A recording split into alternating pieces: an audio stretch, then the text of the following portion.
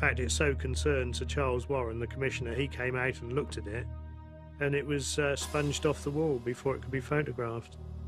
With few clues, police try to trace the Ripper's path. Is there a pattern to where he kills? And can they predict where he might strike again? We know beyond all reasonable doubt the killer was in Mitre Square. That's where he murdered Catherine Eddowes. We know beyond all reasonable doubt he was also in Wentworth Street. That's where he threw down the rag. Joined the dots. 1 dot, 2 dot. Where's the 3rd dot? Where's he going? But the shadows and alleys of Whitechapel are the Ripper's best defense. They say, surely somebody must have seen him in a Well, killing ground did. which is only 15 minutes across. You have a vigilance committee, you have extra police, you have the prostitutes and public aware of what is actually going on in the area, and yet nobody sees him. And I think they don't see him because he is so ordinary that they can't see the monster. Unknown. Free to kill again. Jack the Ripper isn't finished with the women of Whitechapel.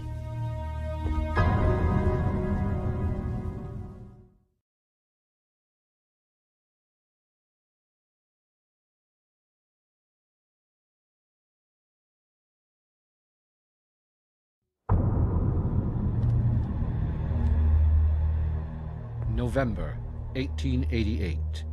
5 weeks pass. The Ripper has gone silent. An uneasy calm settles over Whitechapel. Jack the Ripper's autumn of terror seems at an end. It doesn't last. Why are you laughing? What do you think? Mary Jane Kelly is just 25. What do you think about me? Born in Wales, she's a Whitechapel prostitute. Let's go the rest of the way. Get into it. But unlike others who work in the alleys, Kelly has her own flat. Close the door and let nobody hear that. For 3 years, she's made a living here. After tonight, she'll never leave again.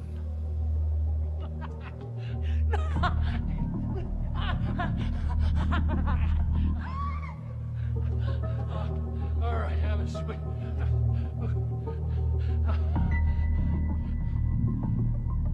Time to make things a little more private-like.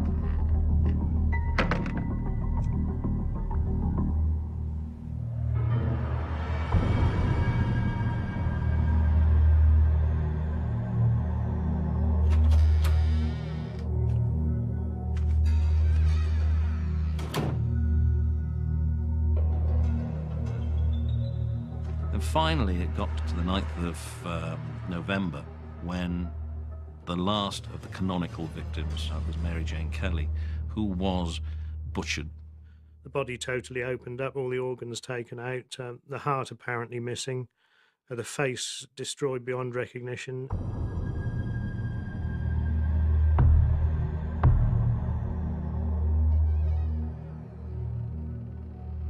The killer was in the room. She was in bed. She was naked apart from a chemise that she was wearing. She was killed by the carotid artery being severed, the throat being cut. There was arterial spray on the wall. And then the mutilation was commenced. We don't know how long it took. It could probably have been completed in under 30 minutes. So we don't even know how long the killer was in the room with her. It took the surgeons several hours to reconstruct the body, and after the body was moved, it was later reported that the body and the other parts were taken out of the room in 8 buckets. Only in the case of Kelly do we have actual crime scene photographs. So the crime scene photos of the Kelly murder are amongst the earliest known to exist. The photos capture a scene of unspeakable horror. But like all the Ripper victims, the myth of the killer obscures the lives of those who died. most people seem to think is that they're just murder victims. I want people to see that they have been married women, they've had children, they've lived ordinary lives and became victims of a murderer. I've focused on the victims and what happened to them and how they got to be in Whitechapel by 1888. I've been able to contact descendants of the Ripper victims. I met Maureen, the Nichols descendant. So nice to meet you. And then to the Eddowes descendants as well. The initial reaction is usually one of surprise and perhaps a bit of upset, but eventually they come around to thinking that they want to know about their ancestor. Yeah, it was quite a shock to find out that my great-grandmother was killed by Jack the Ripper. I think it's important to keep the memory of the victims alive because it was so grotesque what happened to them. That needs to be kept alive because it is history, it is our history, it's also like obviously London's history.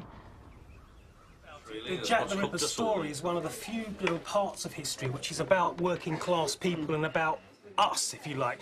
Most of us, if you start digging into your own family histories, I know I've got a number of connections to the East End, and you find a lot of people do, and then it becomes real to them because they've got a direct family connection to the case. With other parts of history, you tend to be rich, famous, the powerful, but here you focus on real working class people, and I think that is something which everyone feels that they can get involved, and it's simple connections like that that makes it something real, much more alive. For Maureen Nichols, focusing on the victims means she's learning more about her long-lost relative and who she was before her tragic death. I don't think there's any stigma whatsoever to what Mary Ann did to support herself, how she got her money. If she was down and out and had nothing, she would have to survive whatever way she could. I'm sure all the women that were the victims had other aspects to their life besides whatever people might think is sort of sordid. No, it's no stigma whatsoever. I don't feel ashamed for that. I feel very badly for her that that's what she had to resort to. Circumstance brought Polly Nichols and Maureen into the Ripper's savage world. The fact that he was never caught keeps his legend alive.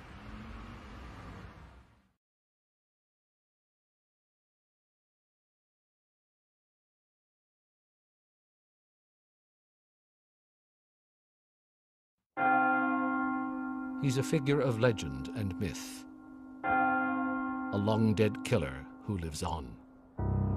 Everyone's preconception of Jack the Ripper is the quintessential movie image.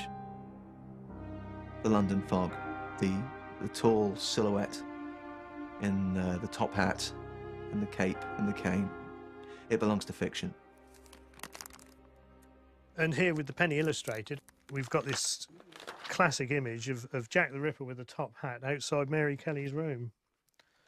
And obviously you get an image like this. I mean, the Ripper wearing a top hat, a long greatcoat and carrying a Gladstone bag. This is a classic image of the Ripper, although it would look nothing like the actual killer, in my opinion. If we ever did actually pin down Jack the Ripper, what sort of person would we find there? I think it's fairly obvious, looking at the murders, that he had an overwhelming and insuppressible anger and rage. These are rage killings, almost like a kettle that was building up to boiling, and then every so often he would just explode. And I wouldn't mind betting that after he had killed, he might not even have realized what he had done. All the exaltation of the kill would have completely wasted him. In November of 1888, Jack the Ripper stops as suddenly as he began. As autumn ends, Whitechapel's horror starts to fade, but the questions never do. What happened to Jack the Ripper? And who was he? It's got to such a ridiculous length with the Ripper story, where you have now over 200 suspects. Everybody has a theory. Everybody has a suspect. It's an unsolved detective story, I think, for the general public. I don't think we will ever know who Jack the Ripper was. This is partly because even if we find good evidence of who he was, there will be a segment of the Ripperological community, as it were, that will deny it. And that happens all the time. More than 100 years later, 10 weeks of savage murder still captivates us. The decades spawning ever more elaborate theories. Probably the biggest fantasy is the royal conspiracy involving Prince Eddie, who was to become the Duke of Clarence, Queen Victoria's grandson. There are so many versions of it, involving the Freemasons, involving Queen Victoria's doctor, members of the cabinet, even the Prime Minister. Lewis Carroll, the author of the Alice in Wonderland books, has been named as being the Ripper. There's been other suspicions as well that Joseph Merrick, commonly known as the Elephant Man, was responsible for the murders. No evidence at all. I mean, no even motive. I think Merrick walking around the streets probably would have actually been pretty evident to individuals. But this shows you how much Jack the Ripper has been sort of lumped in with folklore figures like Dracula and Frankenstein, to the point where you can insert him into any timeline you want. Yeah. For dramatic purposes.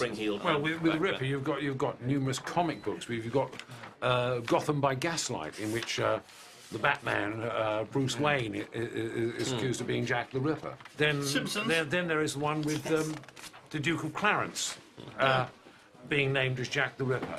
And he battles out with Dracula for the love of Mary Kelly. There are any number of permutations you can do on Jack the Ripper, because nobody knew who he was, and that's the romance which has been packaged round a series of extremely brutal murders. There is nothing romantic about the reality, but we love the romance, and we leave behind the brutality of what actually happened.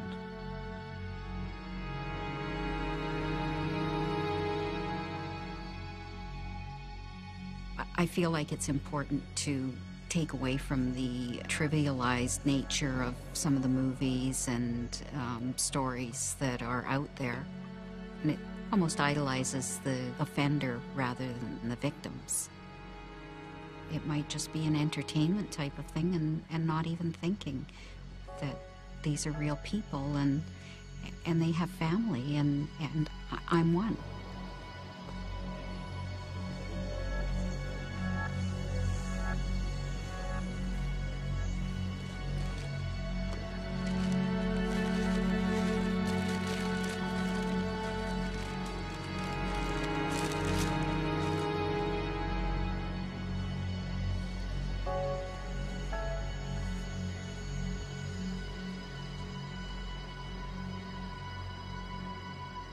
Entering the world of Jack the Ripper allows Maureen Nichols to learn more about her own past.